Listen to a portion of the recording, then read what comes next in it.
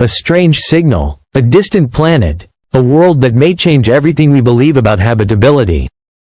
Orbiting a faint red star beyond our solar system lies Proxima B, a rocky exoplanet that has reignited humanity's cosmic curiosity. It stands at the crossroads of hope and fear, wonder and warning. Just over 4.24 light-years from Earth, Proxima B circles Proxima Centauri, our nearest stellar neighbor. Since its discovery, this alien world has intrigued astronomers. But now, thanks to the James Webb Space Telescope, JWST, we are finally peeling back its cosmic veil. JWST's infrared technology offers a new level of clarity, revealing surface and atmospheric features we could only guess at before. What we're finding is both thrilling and unsettling. Unlike Earth, Proxima B orbits incredibly close to its star, only 7.3 million kilometers away. That's less than 5% of Earth's distance from the Sun. It completes a full orbit in just 11.2 Earth days. But such closeness comes at a cost. Proxima Centauri is not a calm sun. It's a red dwarf, small, cool, but highly volatile. These stars frequently erupt with violent solar flares, releasing intense bursts of radiation. One flare observed in 2021 was over 100 times more powerful than anything ever recorded from our Sun. JWST data suggests Proxima B may be tidally locked, meaning one side of the planet is always facing the star, trapped in constant daylight, while the other remains in endless night. This would create two extreme environments, one blisteringly hot, the other frozen and dark. Can life survive under such extremes? Some believe it's unlikely. The planet's atmosphere, if it exists, may be gradually stripped away by the star's flares. Without protection, surface temperatures swing wildly, making Earth-like conditions nearly impossible. But others remain hopeful. A narrow twilight zone, a thin strip between day and night, might offer moderate temperatures. Here, in this belt of balance, conditions could allow for liquid water, the essential ingredient for life. Moreover, JWST observations hint at subsurface oceans.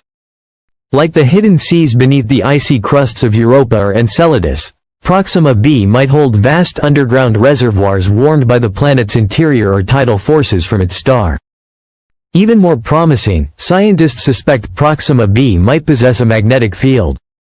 Though possibly weak or inconsistent, this field could offer some protection against solar radiation, preserving parts of the planet's thin atmosphere.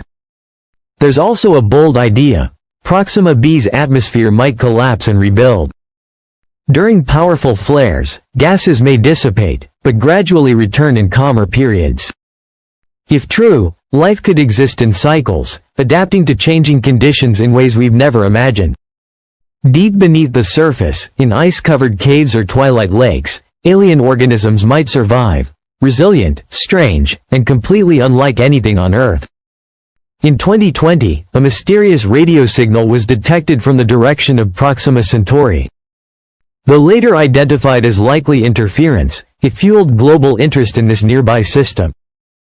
Enter Breakthrough Starshot, an ambitious project led by brilliant minds, including the late Stephen Hawking. The plan? Launch thousands of miniature spacecraft, each no larger than a postage stamp, propelled by powerful lasers from Earth. These starships could travel at 20% the speed of light, reaching Proxima Centauri in just 20 years. If successful, they could send back invaluable data, close-up images of Proxima B, atmospheric readings, even signs of habitability. Even if Proxima B proves too hostile for life, its study is far from wasted. Each discovery reshapes our understanding of where life could exist, sharpens our tools, and guides us to better targets among the stars. Proxima B is no longer just a faraway rock. It is a symbol of our search, a signpost on the path to answer, and sometimes, the silence whispers back. Not in language shaped by tongues and breath, but in something older, more universal. A resonance in radiation.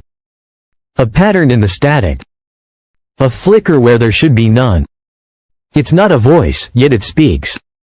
Not a message, yet it means something.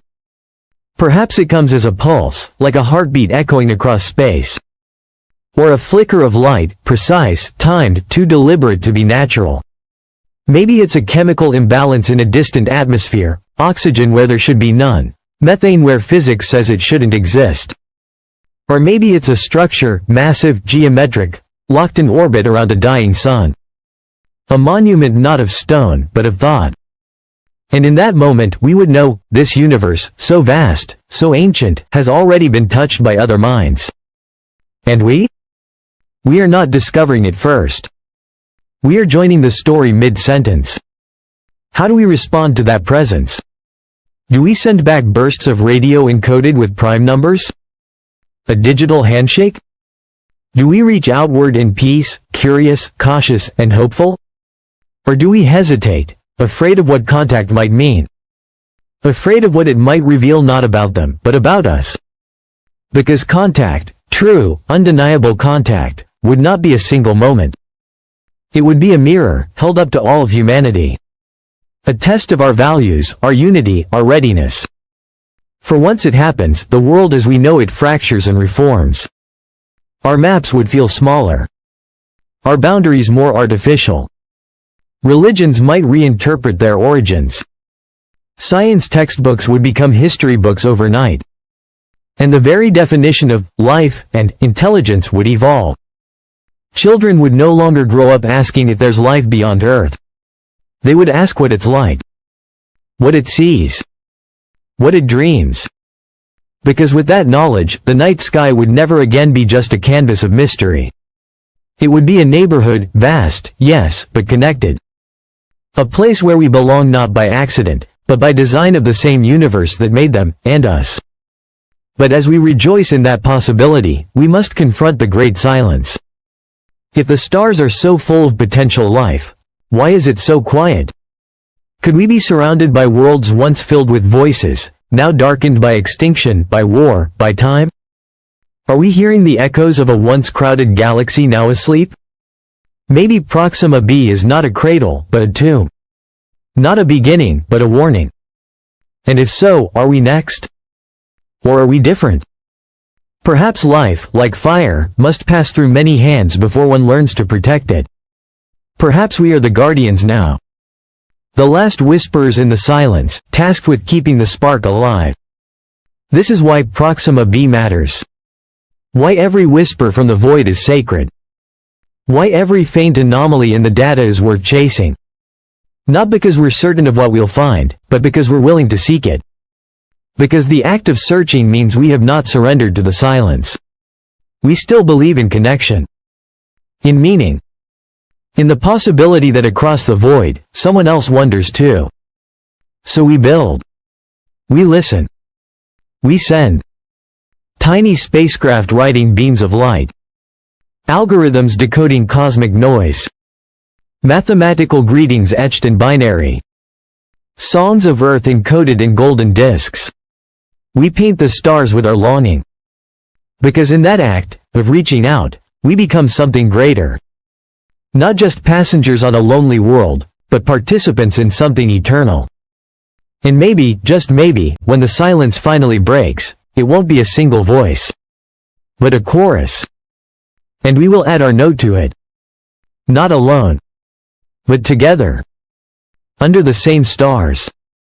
In the same universe. Awake. Listen.